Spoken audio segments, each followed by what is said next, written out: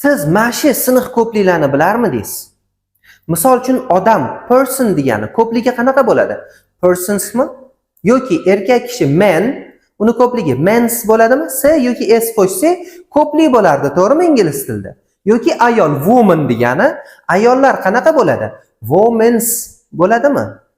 Yoki tuz, tishlar tuzismi? Yo'q, unaqa bo'lmaydi. Ingliz tilida sinf ko'plik degan narsa bor. Nimaga sinf ko'pligini tushuntiraman. Qarang, odam person, qaytaring. Odamlar bo'lsa people. Ko'rasizmi? Persons bo'lib yasalmadi ko'plik. Umuman boshqa so'z bo'lib sinib ketdi. People bo'ldi. O'shanga biz buni nima deyotganmiz? Sinf ko'plik deymiz. Keyingi so'z mana. Man, erkak.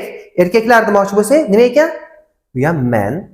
Ayol, woman. Ayollar, women. Bolakay, child. Ko'pligi children. Childs emas. Bu sinf ko'plik. Buni faqat yodlab olasiz.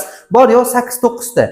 Buni yodlab olishingiz shart ingliz tilini o'rganayotgan bo'lsa. Shuning uchun menga kommentariyaga plus qoldirib yodlayman deb qo'ying-da, yodlang. Ingliz tilini bilmaydigan tanishingizga ham bu videoni jo'natib qo'ying. Mana bu qolganlari.